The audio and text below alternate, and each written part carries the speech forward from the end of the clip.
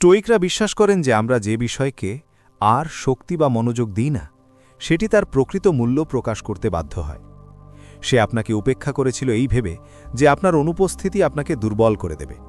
উল্টো এটি আপনার শৃঙ্খলাকে শানিত করেছে, আপনার স্থিরতাকে শক্তিশালী করেছে এবং আপনার বৈধতা পাওয়ার প্রয়োজনীয়তাকে দূর করেছে। আজকের ভিডিওতে আমরা অন্বেষণ করব কেন একজন পুরুষকে উপেক্ষা করা, যিনি সংযম এবং আবেগীয় নিয়ন্ত্রণ বেছে নেন, তা সবসময় অনুশোচনার দিতে নিয়ে যায়, এবং কেন স্বচ্ছতার সাথে বেছে নেওয়া নীরবতা একটি শান্ত শক্তিতে পরিণত হয়। যদি এই বার্তাটি আপনার হৃদয়ে সাড়া দেয় তবে ভিডিওটি লাইক করুন, চ্যানেলে সাবস্ক্রাইব করুন এবং চলুন শুরু করি। প্রথমত, সে সত্যিই বিশ্বাস করেছিল যে আপনি তার পিছু নেবেন। এটি অগত্যা এই কারণে নয় যে সে আপনাকে আঘাত করতে চেয়েছিল, বরং অভিজ্ঞতা তাকে শিখিয়েছে যে পুরুষরা সাধারণত তাই করে। যখন একজন নারী পিছিয়ে যায়, বার্তা উপেক্ষা করে বা দূরত্ব বজায় রাখতে শুরু করে, বেশিরভাগ পুরুষ স্বয়ংক্রিয়ভাবে প্রতিক্রিয়া জানায়। তারা এই নীরবতাকে প্রত্যাখ্যান হিসেবে অনুভব করে এবং তা সংশোধন করতে ছুটে যায়। তারা দীর্ঘ ব্যাখ্যা, আবেগপ্রবণ বার্তা বা সাধারণ খোঁজ খবর নেওয়ার চেষ্টা করে, যা আসলে মোটেও সাধারণ নয়। তারা প্রমাণ করার চেষ্টা করে যে তারা আবারও মনোযোগ পাওয়ার যোগ্য। সে আপনার কাছ থেকেও সেটাই আশা করেছিল। সে একটি প্রতিক্রিয়া আশা করেছিল, সে প্রচেষ্টা আশা করেছিল। সে আশা করেছিল যে সে আপনাকে সূক্ষ্মভাবে দূরে ঠেলে দেওয়ার পর আপনি তার টেবিলে একটি আসনের জন্য লড়াই করবেন। কিন্তু পরিবর্তে আপনি শান্ত হয়ে গেলেন। আর এটি কোনো রূঢ় বা নাটকীয় উপায়ে ছিল না। আপনি আপনার প্রস্থানের কথা ঘোষণা করেননি, আপনি চলে যাওয়ার হুমকি দেননি। যেখানে আপনার শক্তির মূল্যায়ন হচ্ছিল না, আপনি কেবল সেখানে শক্তি বিনিয়োগ করা বন্ধ করে দিলেন। যেখানে সম্মানের অভাব ছিল, সেখানে আপনি যাওয়া বন্ধ করে দিলেন। আর সেই শান্ত সিদ্ধান্তটি সব কিছু বদলে দিল। কারণ যখন আপনি পিছু নিলেন না, তখন পরিচিত সমীকরণটি ভেঙে পড়ল। সে যে আবেগীয় প্রভাব আপনার উপর খাটাবে ভেবেছিল, তা হঠাৎ অদৃশ্য হয়ে গেল। প্রথমে সে নিজেকে বলেছিল যে এতে কিছু যায় আসে না। সে ভেবেছিল আপনি ফিরে আসবেন, এই নীরবতা সাময়িক। কিন্তু সময় গড়ানোর সাথে সাথে একটি অস্বস্তি শুরু হলো। কোনো ফলো আপ বার্তা নেই, কোনো কিছু পরিষ্কার করার চেষ্টা নেই, কোনো আবেগীয় দর কষাকষি নেই। আর তখনই খেলাটি আর মজার থাকল না। কারণ খেলা তখনই কাজ করে যখন উভয় পক্ষ তাদের প্রত্যাশিত ভূমিকা পালন করে। যখন আপনি আপনার ভূমিকা থেকে বেরিয়ে এলেন, সে তার সিদ্ধান্তের পরিণতির সাথে একা রয়ে গেল। এখানেই স্টোইসিজম বা বৈরাগ্যবাদ নীরবে প্রবেশ করে। একজন স্টোইক পুরুষ পিছু নেয় না, কারণ তার আত্মসম্মান নিয়ে কোনো আপোষ নেই। সে বোঝে যে মুক্তভাবে দেওয়া মনোযোগ একটি উপহার, এটি আবেগীয় প্রচেষ্টার মাধ্যমে দাবি করা বা ফিরে পাওয়ার কিছু নয়। মার্কাস অরেলিয়াস যেমন লিখেছিলেন, আপনার মূল্য অন্যরা আপনার সাথে কেমন আচরণ করে তার দ্বারা নির্ধারিত হয় না, বরং আপনি কিভাবে কাজ করতে বেছে নেন তার দ্বারা নির্ধারিত হয়। আপনি তাকে শাস্তি দিতে নিজেকে গুটিয়ে নেননি, আপনি আপনার অভ্যন্তরীণ ভারসাম্য রক্ষা করতে নিজেকে সরিয়ে নিয়েছেন। ভাবুন তো এটি কতটা বিরল। বেশিরভাগ মানুষ স্বস্তি খোঁজে, আপনি স্বচ্ছতা বেছে নিয়েছেন। আর তার দৃষ্টিকোণ থেকে এটি বিভ্রান্তি তৈরি করে। সে আশা করেছিল আপনার নীরবতা দুর্বলতার মতো মনে হবে, পরিবর্তে এটি শক্তির মতো মনে হলো। এটি তাকে এমন কিছু প্রশ্ন করতে বাধ্য করল যা সে মোকাবেলা করতে প্রস্তুত ছিল না। কেন সে চেষ্টা করল না? তার কি কখনো আমাকে প্রয়োজন ছিল? আমি কি তার মূল্য বুঝতে ভুল করেছি? আর এখানেই অনুশোচনা নীরবে শুরু হয়। আপনি অনুনয় বিনয় করে ব্যর্থ হয়েছেন বলে নয়, বরং আপনি মোটেও অনুনয় করেননি বলে। আপনার অনুপস্থিতি শক্তিশালী কিছু প্রকাশ করে। আপনি এমন কিছুর পিছু নেন না যা আপনাকে বেছে নেয় না। আর একবার যখন সে এটি উপলব্ধি করে, তখন সে আরও গভীর কিছু বুঝতে পারে। আপনাকে উপেক্ষা করা আপনাকে ছোট করেনি, এটি প্রকাশ করেছে যে আপনি তাকে ছাড়াই ইতিমধ্যে দৃঢ় ভিত্তির ওপর দাঁড়িয়েছিলেন। 2. নীরবতা আপনার শক্তিতে পরিণত হল। সে আপনার আবেগীয় উপস্থিতির ধারাবাহিকতায় অভ্যস্ত ছিল। যখন বিষয়গুলো অস্পষ্ট হয়ে যেত, আপনিই ব্যাখ্যা করতেন। যখন উত্তেজনা দেখা দিত, আপনিই যোগাযোগ করতেন। যখন কোনো ভুল বোঝাবুঝি হতো, তা দূরত্বে পরিণত হওয়ার আগেই আপনি তা সমাধানের চেষ্টা করতেন। যখনই কিছু বেঠিক মনে হতো, আপনি এগিয়ে আসতেন এবং সেই আবেগীয় ভার বহন করতেন। আপনি কেবল সম্পর্কের অংশীদার ছিলেন না, আপনি এটিকে স্থিতিশীল রাখতেন। সময়ের সাথে সাথে এটি স্বাভাবিক হয়ে উঠেছিল।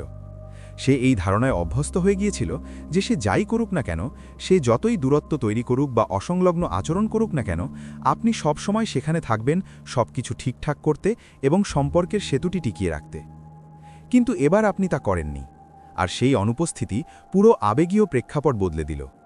আপনার নীরবতা নাটকীয় বা রূঢ় ছিল না, এবং এটি অবশ্যই তাকে শাস্তি দেবার উদ্দেশ্যে ছিল না। এটি ছিল কেবল নিজের সাথে নেওয়া একটি শান্ত সিদ্ধান্তের ফল। আপনি এমন শূন্যস্থান পূরণ করা বন্ধ করে দিয়েছেন যা আপনার পূরণ করার কথা ছিল না। আপনি এমন কাউকে নিজের অনুভূতি ব্যাখ্যা করা বন্ধ করে দিয়েছেন যে জানতেও চায়নি। আপনি এমন কারো কাছ থেকে স্বচ্ছতা খোঁজা বন্ধ করে দিয়েছেন যে অস্পষ্টতার মধ্যে থাকতে স্বাচ্ছন্দ্য বোধ করে। এবং যেহেতু সে আপনার কণ্ঠস্বরের উপস্থিতিতে অভ্যস্ত ছিল, আপনার সেই অনুপস্থিতি শব্দের চেয়েও বেশি জোরালো হয়ে উঠল। এখানে গুরুত্বপূর্ণ বিষয় হল, এই নীরবতা নিষ্ক্রিয় ছিল না। এটি এমন কারো নীরবতা নয় যে হাল ছেড়ে দিয়েছে। এটি এমন একজনের নীরবতা যে অবশেষে শক্তি অপচয় করা বন্ধ করেছে। মার্কাস অরেলিয়াস লিখেছিলেন, অন্যরা কি ভাবছে তা অনুমান করে আপনার জীবনের বাকি অংশ নষ্ট করবেন না। আর আপনি ঠিক সেটাই করেছেন। আপনি তার উদ্দেশ্য অনুমান করা বন্ধ করেছেন। আপনি দেরিতে আসা উত্তর বা মিশ্র সংকেত বিশ্লেষণ করা বন্ধ করেছেন। আপনি উদ্বেগের সাথে নীরবতার ব্যাখ্যা করা বন্ধ করেছেন। পরিবর্তে আপনি সেই মনোযোগ নিজের জীবন, নিজের শৃঙ্খলা এবং নিজের ভারসাম্যের দিকে চালিত করেছেন। তার দৃষ্টিকোণ থেকে এই পরিবর্তনটি অত্যন্ত অস্বস্তিকর। সে আশা করেছিল নীরবতা নিরাপত্তাহীনতা, ক্ষোভ বা আবেগীয় ভেঙে পড়ার মতো দেখাবে। পরিবর্তে এটি শান্ত, দৃঢ় এবং আত্মনির্ভরশীল মনে হল।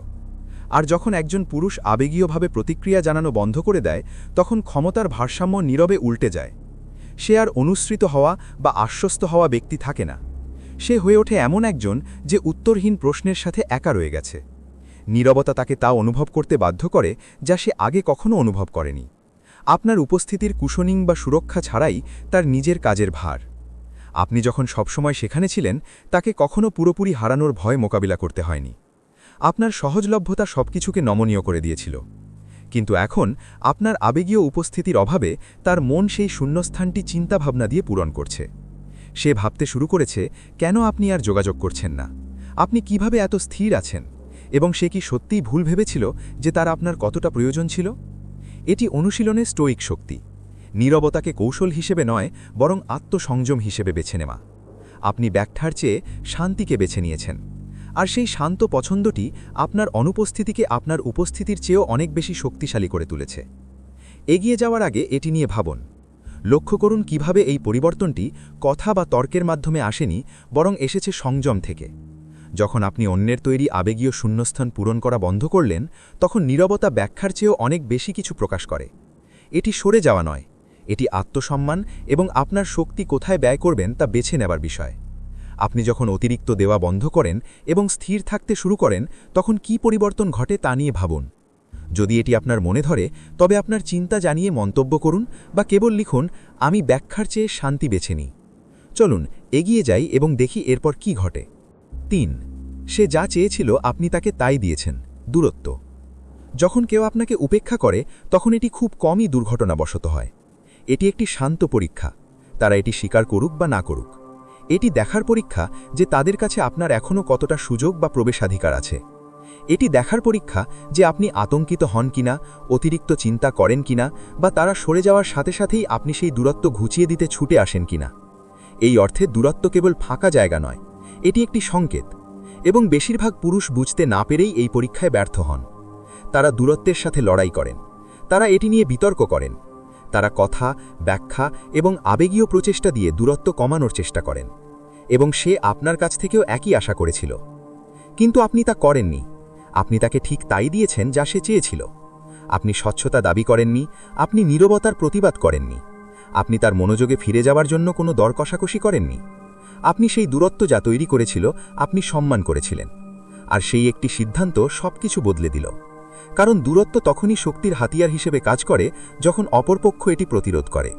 যখন আপনি এটি শান্তভাবে গ্রহণ করেন, এটি নিয়ন্ত্রণ হয়ে যাওয়ার বদলে বিচ্ছিন্নতায় পরিণত হয়। আর তখনই তার মনে অস্বস্তি দানা বাঁধে। কেন এটি তার দিক থেকে এত বিরক্তিকর? তার কারণ এখানে সে গ্রহণযোগ্যতা আশা করেনি, সে উত্তেজনা আশা করেছিল। সে আশা করেছিল আপনি যোগাযোগ করবেন, কি ঘটছে তা নিয়ে প্রশ্ন তুলবেন, আশ্বাস বা সমাধান খুঁজবেন। আপনার শান্ত প্রতিক্রিয়া সেই আবেগীয় ঘর্ষণকে সরিয়ে দিল যার উপর সে নির্ভর করছিল। সম্পর্কের পেছনে ছোটার পরিবর্তে আপনি পিছিয়ে এলেন এবং বাস্তবতাকে নিজের মতো চলতে দিলেন। আর সেই নীরবতা এবং দূরত্বের সংমিশ্রণ তাকে অপ্রত্যাশিত কিছুর মুখোমুখি হতে বাধ্য করল। এই সম্ভাবনা যে আপনি তার মনোযোগ ছাড়াই নিখুঁতভাবে বেঁচে থাকতে সক্ষম। এখানেই স্টোইসিজম নীরবে তার শক্তি দেখায়। একজন স্টোইক পুরুষ ফাঁকা জায়গাকে ভয় পায় না, কারণ তার পরিচয় অন্য কারো ক্রমাগত স্বীকৃতির উপর তৈরি হয় না।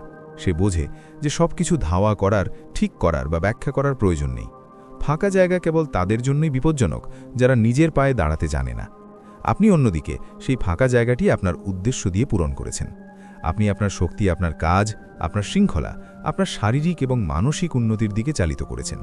এবং যদিও সে প্রতিটি বিস্তারিত বিষয় দেখতে পায়নি, সেই পরিবর্তনটি অনুভব করেছে। দূরত্ব যখন আর প্রতিরোধ করা হয় না, তখন তার অর্থ বদলে যায়। যা একসময় কেবল তার সিদ্ধান্ত ছিল, এখন তা পারস্পরিক মনে হয়। আর সেখান থেকেই অনুশোচনা নীরবে তৈরি হতে থাকে। কারণ সে উপলব্ধি করতে শুরু করে যে আপনাকে উপেক্ষা করা আপনাকে দুর্বল করেনি, অস্থিতিশীল করেনি বা আরও লড়াই করতে প্ররোচিত করেনি। এটি আরও বিরক্তিকর কিছু প্রকাশ করেছে। আপনি তার পছন্দকে এতটাই সম্মান করেছেন যে আপনি মর্যাদার সাথে হেঁটে চলে যেতেও ইচ্ছুক ছিলেন। আর যখন একজন পুরুষ তা করে, তখন সে যে দূরত্ব চেয়েছিল তার নিয়ন্ত্রণের চেয়ে ক্ষতির মতো মনে হতে থাকে। 4. তার ইগো আশা করেনি যে আপনি বিচ্ছিন্ন হবেন। কাউকে উপেক্ষা করা কেবল জায়গা পাওয়ার বিষয় নয়, প্রায়শই এটি একটি সূক্ষ্ম ক্ষমতার খেলা, এমনকি এটি অবচেতনভাবে হলেও। এটি অন্য কারোর ওপর আপনার কতটা আবেগীয় নিয়ন্ত্রণ আছে তা দেখার একটি উপায়। সে আশা করেছিল নীরবতা আপনার ওপর অনুমানযোগ্য প্রভাব ফেলবে। বিভ্রান্তি, আত্মসন্দেহ, আশ্বাসের প্রয়োজন, এমনকি স্বচ্ছতা চাওয়ার নামে হতাশা। তার মনে হয়েছিল দূরে সরে যাওয়া আবেগীয় ভারসাম্যকে তার অনুকূলে নিয়ে আসবে। সে ধরে নিয়েছিল আপনি এতটাই অস্থির বোধ করবেন যে প্রতিক্রিয়া জানাবেন, কিন্তু আপনি তার প্রত্যাশা অনুযায়ী প্রতিক্রিয়া জানাননি। পরিবর্তে আপনি বিচ্ছিন্ন হয়ে গেলেন। আর এটাই ছিল একমাত্র ফলাফল যার জন্য সে প্রস্তুত ছিল না। কোনো বিতর্ক ছিল না, কোনো আবেগীয় বক্তৃতা ছিল না, নিজেকে রক্ষা করার বা নিজের উদ্দেশ্য ব্যাখ্যা করার কোনো চেষ্টা ছিল না। আপনি সমাপ্তি বা উত্তরের দাবি করেননি, আপনি কেবল নীরবে এবং সম্পূর্ণভাবে পিছিয়ে এলেন। আর এই ধরনের বিচ্ছিন্নতা এমন কারোর জন্য অত্যন্ত অস্বস্তিকর যে নিজেকে সম্পর্কের আবেগীয় কেন্দ্র হিসেবে ধরে রাখার প্রত্যাশা করেছিল। বিচ্ছিন্নতা মানে শীতলতা নয়, এটি হলো স্বচ্ছতা। আপনি ভেঙে পড়ে বন্ধ হয়ে যাননি, আপনি বন্ধ হয়ে গেছেন কারণ আপনি চিনতে পেরেছেন কি আপনার আত্মসম্মানের সাথে আর সামঞ্জস্যপূর্ণ নয়। এখানেই স্টোয়িক শৃঙ্খলা তার শান্ত শক্তি প্রকাশ করে। এপিকটেটাস যেমন শিখিয়েছেন, যে ব্যক্তি তার আবেগের দ্বারা নিয়ন্ত্রিত নয় সেই মুক্ত। আপনি আবেগকে আপনার প্রতিক্রিয়ার উপর নিয়ন্ত্রিত হতে দেননি। আপনি বিভ্রান্তি বা অহংকারকে আপনার আচরণ নির্ধারণ করতে দেননি। পরিবর্তে আপনি স্থিরতা বেছে নিয়েছেন। তার দৃষ্টিকোণ থেকে এটি একটি অদ্ভুত অভ্যন্তরীণ দ্বন্দ্ব তৈরি করে। ইগো বা অহং প্রতিক্রিয়ার উপর টিকে থাকে। এটি তখনও পুষ্ট হয় যখন এটি জানে যে এটি এখনও আবেগ উস্কে দেওয়ার মতো গুরুত্ব রাখে। যখন সে আপনাকে উপেক্ষা করেছিল, সে আপনার মধ্যে সেই প্রভাব দেখতে চেয়েছিল। কিন্তু বিচ্ছিন্নতা কোনো প্রতিফলন রাখে না, কোনো প্রতিক্রিয়া দেয় না, কোনো আবেগীয় সুবিধা দেয় না। আর সেই প্রতিক্রিয়া ছাড়া নিয়ন্ত্রণ হারিয়ে যায়। ভাবুন তো এটি কতটা বিরল। বেশিরভাগ মানুষ যখন নিজেদের অবহেলিত মনে করে, তখন তারা তর্ক করে, তারা নিজেদের ব্যাখ্যা করে বা নিজেদের মূল্য জাহির করে হারানো অবস্থান ফিরে পেতে চেষ্টা করে। আপনি এর কোনোটিই করেননি। আপনার শৃঙ্খলা শব্দের চেয়েও বেশি শক্তিশালী কিছু প্রকাশ করেছে। যিনি শুনতে অস্বীকার করেন, তার কাছে আপনার নিজেকে বোঝানোর প্রয়োজন নেই। যিনি সম্মান দিতে কার্পণ্য করেন, তার কাছ থেকে আপনার স্বীকৃতির প্রয়োজন নেই। আর তখনই অনুশোচনা দানা বাঁধতে শুরু করে। উচ্চস্বরে নয়, সাথে সাথেও নয়, বরং নীরবে, একটি উপলব্ধি হিসেবে। সে বুঝতে শুরু করে যে নীরবতা আপনাকে দুর্বল করেনি, আপনাকে মুক্ত করেছে। আপনি আগ্রহ হারিয়ে ফেলেছেন বলে বিচ্ছিন্ন হননি, বরং স্বচ্ছতা অর্জন করেছেন বলে। আর যখন একজন পুরুষ তিক্ততা বা ড্রামাটিকতা ছাড়াই বিচ্ছিন্ন হয়, তখন ইগোর আর দাঁড়ানোর কোনো জায়গা থাকে না। শুধু সেই অস্বস্তিকর প্রশ্নটি বাকি থাকে যা সে নিজেকে করবে বলে ভাবেনি। আমি কি এমন কাউকে হারিয়েছি যিনি আমার ধারণার চেয়েও বেশি শক্তিশালী ছিলেন? 5. আপনার শান্ত থাকাটা বিদায়ের মতো মনে হলো। সে সংঘাত বা ঝগড়া আশা করছিল। সাধারণত এই মুহূর্তগুলো এভাবেই চলে। একজন দূরে সরে যায়, অন্যজন প্রতিক্রিয়া দেখায়, আবেগ তীব্র হয়, কথা কাটাকাটি হয়, এবং এমনকি যদি সম্পর্ক শেষও হয়ে যায়, তা চিৎকার চেঁচামেচির মাধ্যমে শেষ হয়। সেখানে নাটকীয়তা থাকে, উত্তেজনা থাকে এবং একটি পরিষ্কার আবেগীয় রেশ থাকে যা নিশ্চিত করে যে এই সম্পর্কের গুরুত্ব ছিল। সে ভেবেছিল আপনাকে উপেক্ষা করলে শেষ পর্যন্ত কোনো বিস্ফোরণ ঘটবে, কোনো মুখোমুখি হওয়া হবে, বা এমন একটি মুহূর্ত আসবে যখন আপনি ভেঙে পড়বেন এবং উত্তরের দাবি করবেন। অন্ততপক্ষে সে আশা করেছিল আপনি স্বচ্ছতার জন্য অনুনয় করবেন বা নিজের গুরুত্ব বোঝাতে লড়াই করবেন। কিন্তু পরিবর্তে আপনি শান্তভাবে পরিস্থিতির মোকাবিলা করেছেন। আর সেই শান্ত ভাবটি যে কোনো তর্কের চেয়েও বেশি চূড়ান্ত বলে মনে হলো। কারণ যখন কোনো সংঘাত নেই, কোনো আবেগীয় বিস্ফোরণ নেই, আঁকড়ে ধরার কোনো মরিয়া চেষ্টা নেই, তখন বার্তাটি পরিষ্কার। আপনি ইতিমধ্যে ফলাফল গ্রহণ করে নিয়েছেন। আপনি তর্ক করেননি, কারণ তর্ক করার মতো আর কিছু অবশিষ্ট ছিল না। আপনি সমাপ্তি বা ক্লোজার খোঁজেননি, কারণ আপনি ইতিমধ্যে নিজের ভেতরে তা খুঁজে পেয়েছেন, আর এটাই নীরবতাকে তার কাছে ভারী করে তুলেছে। এটি সাময়িক ছিল না, এটি কেবল আবেগীয় দূরত্ব ছিল না, এটি একটি সমাপ্তির মতো মনে হলো। এই ধরনের মুহূর্তে শান্ত থাকাটা অত্যন্ত অস্বস্তিকর। সংঘাত একটি সংযোগকে বাঁচিয়ে রাখে, এমনকি তা অস্বাস্থ্যকর হলেও। রাগ তখনও আসক্তি বা সংযুক্তির সংকেত দেয়, আকুতি বা অনুনয় তখনও আশার সংকেত দেয়, কিন্তু শান্ত ভাব সমাধানের বা সমাপ্তির সংকেত দেয়। আর যখন কোনো আগাম সতর্কবার্তা ছাড়াই সেই সমাধান আসে, তখন তা ভীতিজনক হয়। সে অস্থিরতা আশা করেছিল, আপনাকে উপেক্ষা করেছিল, কিন্তু আপনি তাকে স্তব্ধতা দিয়ে গেলেন।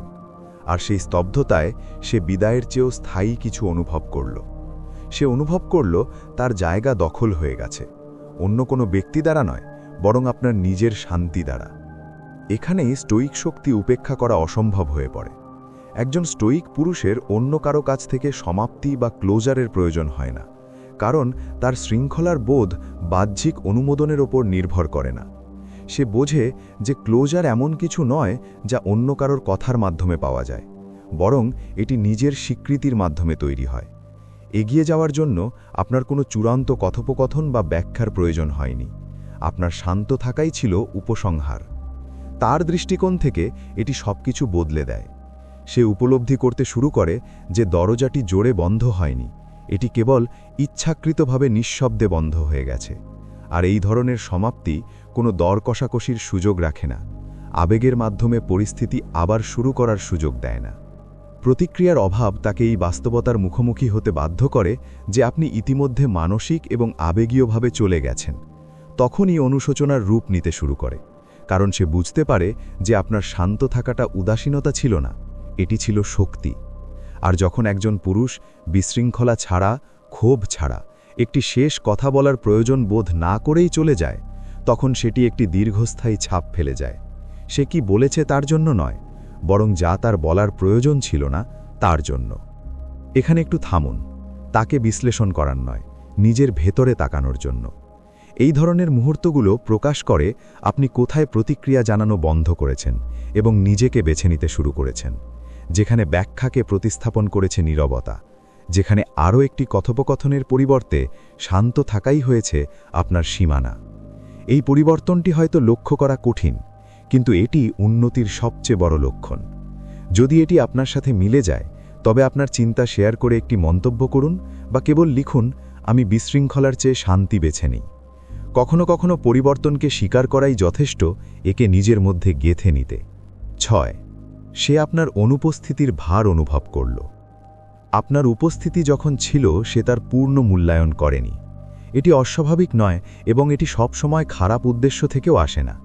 যখন কেউ নিয়মিত, স্থির এবং আবেগীয়ভাবে দৃঢ় হয়, তখন তার উপস্থিতি একটি সচেতন পছন্দের পরিবর্তে পরিবেশের অংশ বলে মনে হতে থাকে। আপনি নির্ভরযোগ্য ছিলেন, আপনি সবসময় পাশে ছিলেন, আপনি নিজের জায়গা ধরে রেখেছিলেন। যখন বিষয়গুলো অনিশ্চিত মনে হতো, তখন আপনি স্থিতিশীলতা আনতেন, এবং সময়ের সাথে সেই স্থিতিশীলতা অদৃশ্য হয়ে যেত। অগুরুত্বপূর্ণ হিসেবে নয়, বরং অলক্ষিত হিসেবে। এটি তার জীবনের অবিচ্ছেদ্য অংশ হয়ে মিশে গিয়েছিল। তারপর এটি ভ্যানিশ হয়ে গেল বা উধাও হয়ে গেল, আর কেবল তখনই সে পার্থক্যটি অনুভব করল। ঘরটি আরও ঠান্ডা এবং শান্ত মনে হল। আপনি উচ্চকণ্ঠ বা দাবিদার ছিলেন বলে নয়, বরং আপনার শক্তি সবসময়ই শান্তভাবে সবকিছুকে একসাথে ধরে রেখেছিল।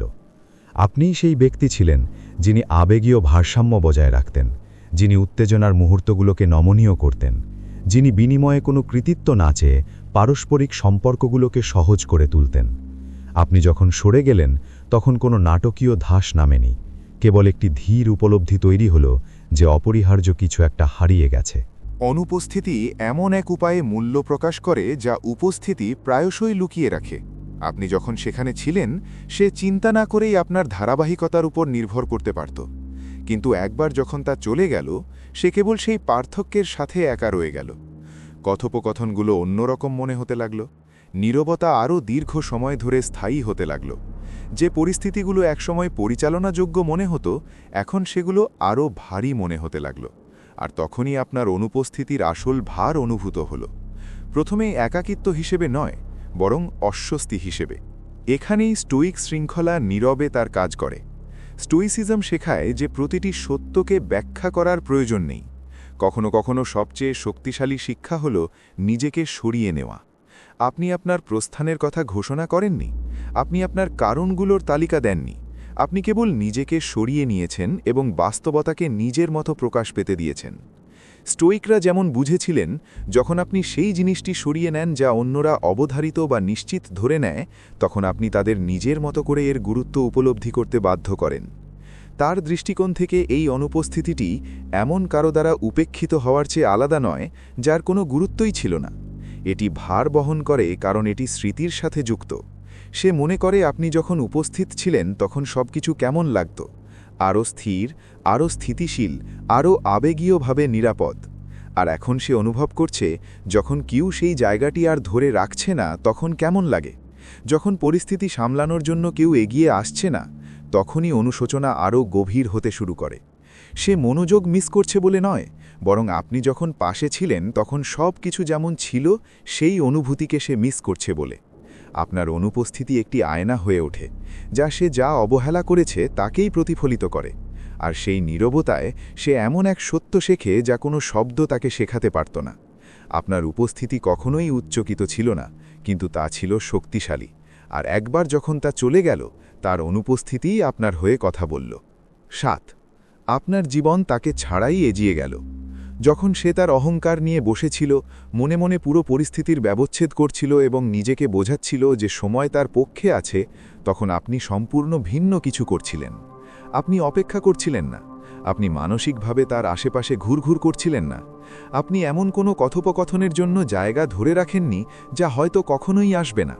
পরিবর্তে আপনি নীরবে আপনার মনোযোগ নিজের জীবনের দিকে ফিরিয়ে নিয়েছেন। কোনো ড্রামাটিক বিদায় নেই, কোনো আবেগীয় পতন নেই, সম্পর্ক শেষ হয়ে গেছে বলে কোনো প্রকাশ্য ঘোষণা নেই।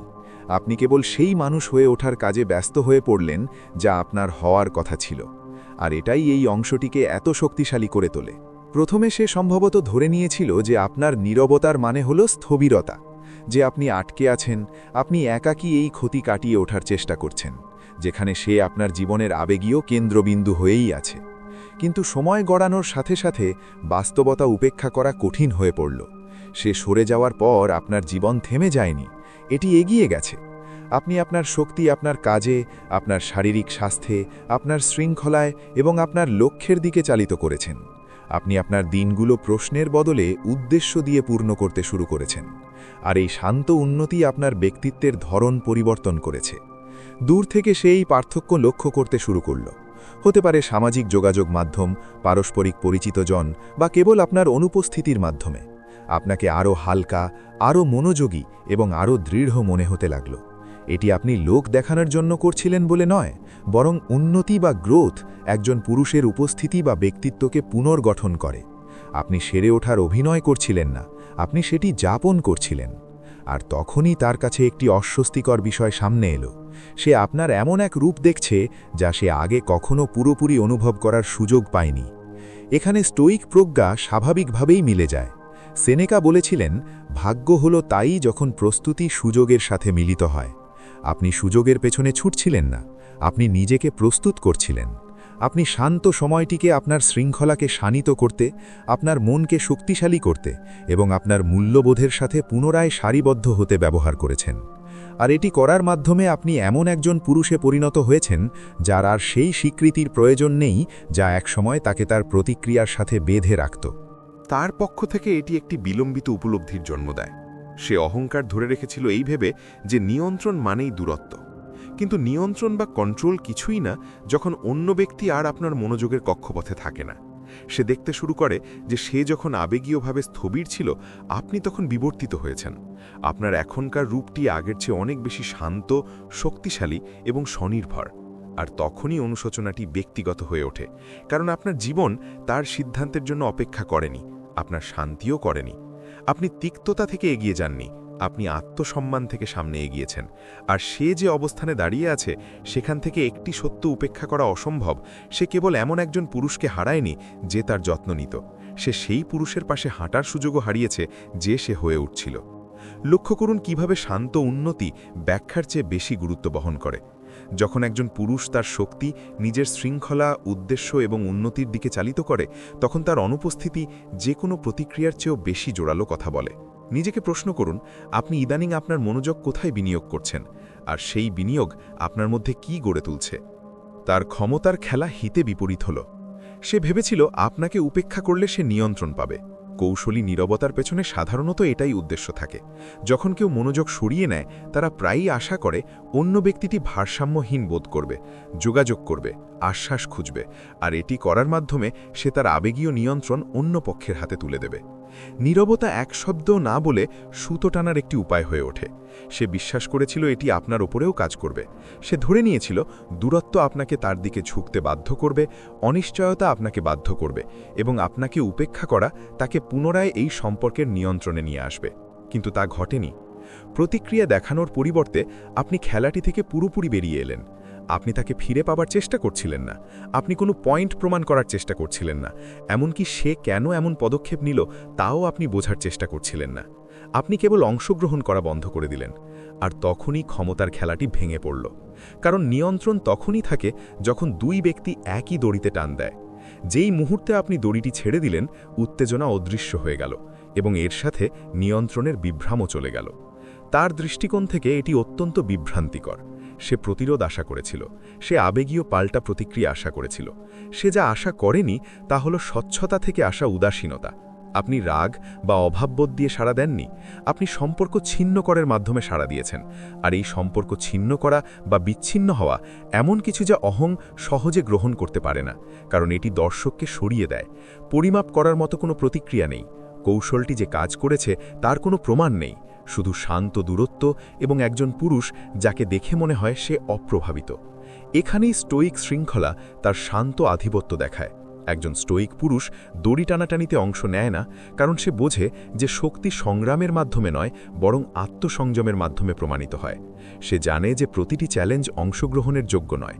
দড়ি ছেড়ে দিয়ে আপনি হারেননি, আপনি নিজেকে এমন একটি প্রতিযোগিতা থেকে সরিয়ে নিয়েছেন যা কখনোই আপনার কোনো উপকারে আসত না। সময় গড়ানোর সাথে সাথে তার মধ্যে উপলব্ধি তৈরি হয়।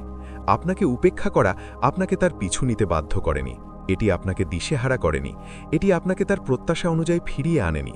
পরিবর্তে এটি এমন একটি সত্য প্রকাশ করে যা মোকাবেলা করার জন্য সে প্রস্তুত ছিল না, যে সে যে ক্ষমতার কথা ভেবেছিল কেবল তখনই টিকেছিল যখন আপনি তার অনুমতি দিয়েছিলেন। আর একবার যখন আপনি আপনার শক্তি সরিয়ে নিলেন, তখন নিয়ন্ত্রণ করার মতো আর কিছুই অবশিষ্ট থাকল না। তখনই অনুশোচনা তীক্ষ্ণ হতে শুরু করে, কারণ সে বুঝতে পারে যে তার নীরবতা তার অবস্থানকে উন্নত করেনি, বরং এটি আপনার স্বাধীনতা প্রকাশ করেছে। আপনি তার চাল প্রতিরোধ করেননি, কারণ আপনার তার প্রয়োজন ছিল না। আর সেই শান্ত মুক্তির মুহূর্তে সে এমন দড়ি ধরে পড়ে থাকে যা আর কেউ টানছে না। সেই বাস্তবতার মুখোমুখি হতে বাধ্য হয় যে যেই মুহূর্তে আপনি নিজেকে বেছে নিয়েছেন, খেলাটি সেই মুহূর্তেই শেষ হয়ে গেছে। নয়, সে আশ্রয়স্থল বা অ্যাঙ্কার হারিয়েছে। আপনি ছিলেন তার আবেগীয় আশ্রয়স্থল বা অ্যাঙ্কার, যদিও আপনারা কেউ কখনো একে এই নামে ডাকেননি। তার চারপাশের বিষয়গুলো যখন অনিশ্চিত মনে হতো, আপনি ছিলেন সেই স্থির ভূমি যার উপর সে দাঁড়িয়ে থাকত। যখন আবেগ তীব্র হতো, আপনি শান্তি আনতেন। যখন পরিস্থিতি বিভ্রান্তিকর মনে হতো, আপনি তা বুঝতে সাহায্য করতেন। আপনি নাটকীয়, প্রতিক্রিয়াশীল বা অপ্রত্যাশিত ছিলেন না। আপনি ছিলেন ধারাবাহিক, দৃঢ় এবং উপস্থিত। আর যেহেতু সেই উপস্থিতি অত্যন্ত নির্ভরযোগ্য ছিল, ধীরে ধীরে সে এটি সচেতনভাবে লক্ষ্য করা বন্ধ করে দিয়েছিল। এটি আর বিশেষ কিছু মনে হতো না, এটি স্থায়ী মনে হতো। আর সেখানেই ভুলটি হয়েছিল। আপনি যতক্ষণ সেই ভূমিকা পালন করছিলেন, সে উপলব্ধি করতে পারেনি আপনি তার জীবনে কতটা গুরুত্বপূর্ণ ছিলেন। আপনি যখন উপস্থিত ছিলেন, আবেগীয় অস্থিরতা তাকে পুরোপুরি ছুঁতে পারত না, কারণ আপনি তার বেশিরভাগই শুষে নিতেন। আপনি কথোপকথনগুলোকে স্থিতিশীল করতেন, বিশৃঙ্খলার মুহূর্তগুলোকে শান্ত করতেন। যখন আবেগ নিয়ন্ত্রণের বাইরে যাওয়ার ভয় দেখাত, তখন আপনি সঠিক দিক নির্দেশনা দিতেন।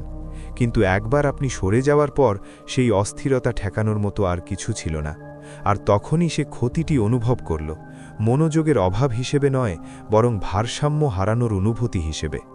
এটি একটি গুরুত্বপূর্ণ পার্থক্য। মনোযোগ প্রতিস্থাপন করা যায়, কিন্তু স্থিতিশীলতা করা যায় না। যে কেউ উত্তেজনা, বিনোদন বা স্বীকৃতি দিতে পারে, কিন্তু খুব কম মানুষই আবেগীয় স্থিতিশীলতা দিতে পারে। আপনি কোনো নিয়ন্ত্রণ বা আধিপত্য করার চেষ্টা না করেই প্রাকৃতিকভাবে তা করতেন। আপনি ছিলেন ঝড়ের মধ্যে শান্ত আবহাওয়া, আর যখন সেই শান্তি অদৃশ্য হয়ে যায়, ঝড় আগের চেয়েও বেশি রূঢ় মনে হয়। তার দৃষ্টিকোণ থেকে এটি একটি বিলম্বিত কিন্তু শক্তিশালী উপলব্ধি তৈরি করে। যে পরিস্থিতিগুলো একসময় পরিচালনাযোগ্য মনে হতো, এখন সেগুলো অসহনীয় মনে হয়। আবেগীয় উচ্ছ্বাসগুলো এখন আরও তীক্ষ্ণ এবং বিষণ্ণতাগুলো আরও ভারী মনে হয়। আপনার স্থির উপস্থিতি ছাড়া বিশৃঙ্খলার মাঝে আর কোনো নিরাপত্তার বোধ নেই। সে কেবল আপনার উপস্থিতিই লক্ষ্য করে না, সে এটি তার স্নায়ুতন্ত্রে অনুভব করে। আপনার অনুপস্থিতিতে সবকিছুই কেমন যেন একটু বেঠিক মনে হতে থাকে। স্টোইসিজমকে প্রায়শই ভুলবশত আবেগহীন শীতলতা হিসেবে ধরা হয়, কিন্তু এটি তা নয়। স্টোইসিজম হল অভ্যন্তরীণভাবে স্থিতিশীল হওয়া, যাতে আপনার উপস্থিতি অন্যদের জন্য স্থিতিশীলতা বয়ে আনে। আপনি ছিলেন ঝড়ের মধ্যে সেই অবিচল শিখা, শান্ত, নিয়ন্ত্রিত এবং ধ্রুবক। কিন্তু স্টোইসিজম এটিও শেখায় যে আপনি আপনার শিখা তাদের উপর চাপিয়ে দেবেন না যারা এটি সম্মান করে না। যখন কেউ এটি নিভিয়ে দেয়, তখন তাদের অবশ্যই নিজের জন্য সেই শীত অনুভব করতে হবে। তখনই অনুশোচনা গভীরতর অর্থ গ্রহণ করে। সে উপলব্ধি করে সে কেবল এমন একজন পুরুষকে হারায়নি যে তার যত্ন নিত, সে সেই আবেগীয় আশ্রয়স্থলকে হারিয়েছে যা তার জগৎকে আরও স্থির করে তুলত। আর কোনো অহংকার বা বিনোদন সেই স্থিতিশীলতাকে প্রতিস্থাপন করতে পারে না একবার তা চলে গেলে। কিন্তু কিছু একটা বদলে গেছে। কোনো এক পর্যায়ে আপনি আপনার জীবনকে তার দেখার বা না দেখার উপর ভিত্তি করে চালানো বন্ধ করে দিয়েছেন। আপনি আপনার মূল্য যাচাই করার জন্য তার উপলব্ধির প্রয়োজনীয়তা অনুভব করা বন্ধ করেছেন। নীরবতা, দূরত্ব এবং আপনি তাকে যে সময় দিয়েছেন তা কেবল তার দৃষ্টিভঙ্গি বদলে দেয়নি, আপনার দৃষ্টিভঙ্গিও বদলে দিয়েছে। আপনি দেখতে শুরু করেছেন যে অপেক্ষা করা ছিল এক ধরনের সূক্ষ্ম পরাধীনতা, আর সেই পরাধীনতা আপনি যে মানুষ হয়ে উঠছিলেন তার সাথে আর মিল ছিল না। এটি একটি শান্ত কিন্তু শক্তিশালী সন্ধিক্ষণ। আপনি যখন অপেক্ষা করা বন্ধ করেন, আপনি আপনার সময়, শক্তি এবং দিক নির্দেশনা পুনরায় নিজের নিয়ন্ত্রণে নিয়ে আসেন। আপনি আবেগীয়ভাবে আশেপাশে থাকা বন্ধ করেছেন। আপনি কোনো সংকেত খোঁজা, অর্থ উদ্ধার করা বা সে আর যোগাযোগ করবে কিনা তা নিয়ে ভাবা বন্ধ করেছেন। পরিবর্তে আপনি সেই শক্তি নিজের পেছনে, নিজের রুটিন, লক্ষ্য এবং শৃঙ্খলার পেছনে বিনিয়োগ করেছেন। আপনি আপনার হৃদয়কে কঠোর করেননি, আপনি আপনার ভিত্তিকে শক্তিশালী করেছেন। এখানেই স্টোইক প্রজ্ঞা গভীরভাবে ব্যবহারিক হয়ে ওঠে। স্টোইসিজমের প্রতিষ্ঠাতা জেনো একবার বলেছিলেন, একজন মানুষের মূল্য নির্ধারিত হয় সেই জিনিসগুলোর দ্বারা যা ছাড়া সে বাঁচতে পারে। আর এই পর্যায়ে আপনি মুক্তিদায়ক কিছু আবিষ্কার করেছেন। আপনি তার স্বীকৃতি ছাড়াও বাঁচতে পারেন। সেই উপলব্ধি তিক্ততা বা ক্ষোভ থেকে আসেনি, এটি এসেছে উন্নতি থেকে। এই উপলব্ধি থেকে যে কেউ আপনাকে বেছে নিলে আপনার মূল্য বেড়ে যায় এবং কেউ না বেছে নিলে আপনার মূল্য কমে যায় না। তার পক্ষ থেকে এই পরিবর্তনটি প্রথমে অলক্ষিত থেকে যায়। সে হয়তো তখনও বিশ্বাস করে যে সময় তার পক্ষে কাজ করছে, কিন্তু দূরত্ব যত বাড়ে, সত্য তত পরিষ্কার হয়। আপনি এক জায়গায় জমে থাকেননি, আপনি তার আবেগীয়ভাবে সবকিছু বুঝতে পারার জন্য অপেক্ষা করেননি, আপনি সামনে এগিয়ে গেছেন। আর যখন কেউ উপলব্ধি করে যে আপনি পূর্ণতা বোধ করার জন্য আর তাদের স্বীকৃতির ওপর নির্ভরশীল নন, তখন এটি চিরতরে আপনার প্রতি তাদের দৃষ্টিভঙ্গি বদলে দেয়। তখনই অনুশোচনা তীক্ষ্ণ হয়। আপনি চলে গেছেন বলে নয়, বরং আপনি অপেক্ষা করেননি বলে। আপনি অনিশ্চয়তার মাঝে পড়ে থাকেননি, আপনি কোনো নাটকীয়তা বা ক্ষোভ ছাড়াই নিজেকে বেছে নিয়েছেন। আর তা করার মাধ্যমে আপনি এমন একটি রেখা অতিক্রম করেছেন যার ফেরানো সম্ভব নয়। আপনি কারোর দ্বারা মনোনীত হওয়ার প্রয়োজনীয়তা থেকে অনেক ওপরে উঠে গেছেন। এগিয়ে যাওয়ার আগেই পরিবর্তনের সাথে কিছুক্ষণ সময় কাটান। ভাবুন তো, আপনি যখন অপেক্ষা করা বন্ধ করলেন তখন কি পরিবর্তন হলো? যখন আপনার লক্ষ্য কারোর দ্বারা মনোনীত হওয়া থেকে নিজেকে বেছে নেওয়ার দিকে সরে গেল, সেই শান্ত সিদ্ধান্তটি প্রায়ই আসল পরিবর্তনের মুহূর্ত চিহ্নিত করে। সেই মুহূর্ত যখন উন্নতি অপরিবর্তনীয় হয়ে ওঠে। যদি এটি আপনার সাথে মিলে যায়, তবে একটি মন্তব্য করুন এবং এই পরিবর্তনের কোন অংশটি আপনাকে সবচেয়ে বেশি প্রভাবিত করেছে তা জানান। অবরোবা সে তখনই অনুশোচনা করে যখন আপনার আর তাকে প্রয়োজন থাকে না। এটি সেই মুহূর্ত যখন অনুশোচনা সত্যিকার অর্থে দানা বাঁধে, এবং এটি সেভাবে আসে না যেভাবে বেশিরভাগ মানুষ আশা করে। আপনি অদৃশ্য হওয়ার মুহূর্তেই এটি তাকে আঘাত করে না। প্রথমে আপনার অনুপস্থিতি সাময়িক বা পরিচালনাযোগ্য মনে হয়। সে ধরে নেয় নীরবতা কেবল একটি ধাপ, প্রয়োজনে দূরত্ব সব সময়ই কমানো যায়। যা সব কিছু বদলে দেয় তা হলো আপনি কেবল নেইই নন, বরং আপনি আর ফিরেও আসছেন না। আপনি রাগান্বিত বলে নয়, আপনি তিক্ত বলে নয়, বরং আপনার ভেতরে কিছু একটা মৌলিকভাবে বদলে যাওয়ার জন্য। সে বুঝতে শুরু করে যে আপনার আর তাকে প্রয়োজন নেই। সেই উপলব্ধি প্রত্যাখ্যানের চেয়েও অনেক বেশি অস্বস্তিকর। প্রয়োজন থাকলে প্রভাব খাটানো যায়, আসক্তি থাকলে যোগাযোগের সুযোগ থাকে, কিন্তু যখন সেগুলো অদৃশ্য হয়ে যায় তখন আর কোনো সুতো টানা যায় না। সে অবশেষে বুঝতে পারে যে আপনি কেবল একটি পয়েন্ট প্রমাণ করার জন্য নিজেকে গুটিয়ে নেননি, আপনি নিজেকে সরিয়ে নিয়েছেন কারণ আপনি সেরে উঠেছেন, আপনি উন্নত হয়েছেন, আপনি তার প্রতিক্রিয়ার বদলে নিজের ভেতরে স্থিতিশীলতা খুঁজে পেয়েছেন। আর যে নীরবতাকে সে একসময় শাস্তির হিসেবে ব্যবহার করেছিল, তাই আপনার শান্তি পুনর্গঠনের জায়গা পরিণত হয়েছে। তার দৃষ্টিকোণ থেকে এটি অত্যন্ত বিভ্রান্তিকর। সে আশা করেছিল নীরবতা আপনাকে দুর্বল করবে, আপনাকে আবেগীয়ভাবে অরক্ষিত করে তুলবে। পরিবর্তে এটি আপনাকে পরিশুদ্ধ করেছে। আপনি শান্ত সময়টিকে ব্যাখ্যা বা আত্মপক্ষ সমর্থন দিয়ে পূর্ণ করেননি, আপনি এটি চিন্তাভাবনা, শৃঙ্খলা এবং উদ্দেশ্য দিয়ে পূর্ণ করেছেন। এবং সময়ের সাথে সাথে সেই অভ্যন্তরীণ কাজ আপনাকে আরও দৃঢ়, আরও কেন্দ্রিক এবং বাহ্যিক স্বীকৃতির ওপর কম নির্ভরশীল একজন মানুষে পরিণত করেছে। এটি স্টোয়িক সুবিধা। আপনি কথা বা আবেগীয় প্রতিক্রিয়ার মাধ্যমে আপনার মূল্য প্রমাণ করার চেষ্টা করেননি। আপনি বুঝেছেন যে সত্যিকারের শক্তি ঘোষণা দিয়ে আসে না, এটি ধারাবাহিকতা এবং আত্মসংযমের মাধ্যমে প্রকাশিত হয়। স্টোইসিজম শেখায় যে নিজের উপর নিয়ন্ত্রণই হল ক্ষমতার সর্বোচ্চ রূপ। আর আপনার প্রতিক্রিয়ার উপর নিয়ন্ত্রণ প্রতিষ্ঠা করে আপনি নীরবে সেই সমীকরণ থেকে উপরে উঠে গেছেন যা একসময় আপনাকে সংজ্ঞায়িত করত। সে যখন বুঝতে পারে কি বদলে গেছে, ততক্ষণে দরজাটি আর কেবল সজোরে বন্ধ নয়, এটি আর খোলার মতো চাবিও তার কাছে নেই। আপনি বিদ্বেষ থেকে দুর্লভ হননি, আপনি দুর্লভ হয়েছেন কারণ আপনার জীবন তার উপস্থিতির প্রয়োজনীয়তাকে ছাড়িয়ে গেছে। আর এটাই অনুশোচনাকে এত তীক্ষ্ণ করে তোলে। সে কেবল আপনার সাথে যোগাযোগের সুযোগ হারায় না, সে আপনার সেই রূপটির সাথে যোগাযোগের সুযোগ হারায় যে একসময় ব্যাখ্যা দিতে, আশ্বস্ত করতে এবং অপেক্ষা করতে ইচ্ছুক ছিল। আপনাকে তাকে কোনো কিছু বোঝানোর প্রয়োজন ছিল না, আপনার শেষ কথাটি বলার প্রয়োজন ছিল না। আপনাকে যা করতে হয়েছিল তা হলো ব্যাখ্যা করা বন্ধ করা এবং উন্নতি করা শুরু করা। আর সেই বিবর্তনে আপনি এমন একজন হয়ে উঠেছেন যাকে সে চিনতে পারে, মনে রাখতে পারে এবং যার জন্য অনুশোচনা করতে পারে, কিন্তু আর কাছে পেতে পারে না। আর এভাবেই সবকিছু পূর্ণতা পায়। আপনি কোনো কিছু প্রমাণ করে জয়ী হননি, আপনি মনোযোগ, ব্যাখ্যা বা সমাপ্তি দাবি করে শক্তি ফিরে পাননি, আপনি কেবল নিজেকে বেছে নিয়েছেন। আপনি প্রতিক্রিয়ার বদলে সংযম, বিশৃঙ্খলার বদলে স্বচ্ছতা এবং আবেগীয় দর কষাকষির বদলে শৃঙ্খলা বেছে নিয়েছেন। আর তা করার মাধ্যমে আপনি এমন একটি সমীকরণ থেকে বেরিয়ে এসেছেন যা আপনার মূল্যকে আর সম্মান করছিল না। স্টোইকরা এটি গভীরভাবে বুঝেছিলেন। আমরা যা শক্তি দিয়ে পুষ্ট করা বন্ধ করি তা সত্য প্রকাশ করতে বাধ্য হয়। তার নীরবতা আপনাকে ভাঙতে পারেনি, এটি আপনাকে পরিশুদ্ধ করেছে। আর সে যখন আপনার অনুপস্থিতির প্রকৃত অর্থ বুঝতে পারে, ততক্ষণে আপনি সেখানে দাঁড়িয়ে নেই যেখানে সে আপনাকে রেখে গিয়েছিল। আপনি নিজের শান্তিতে স্থির থেকে সামনে এগিয়ে গেছেন, নিজের পরিচয় জানার জন্য আর অন্যের দ্বারা দেখার প্রয়োজন আপনার নেই। যদি এই বার্তাটি আপনার মনে ধরে থাকে, তবে ভিডিওটি লাইক করতে ভুলবেন না। এটি আরও অনেক মানুষের কাছে এই দৃষ্টিভঙ্গি পৌঁছে দিতে সাহায্য করবে। একটি মন্তব্য করুন এবং এই যাত্রার কোন অংশটি আপনার কাছে সবচেয়ে বেশি গুরুত্বপূর্ণ মনে হয়েছে তা শেয়ার করুন। এবং আপনি যখন প্রস্তুত থাকবেন, স্ক্রিনে দেওয়া ভিডিওগুলো দেখে আপনার উন্নতির যাত্রা অব্যাহত রাখুন। এই পথ এখানেই শেষ নয়।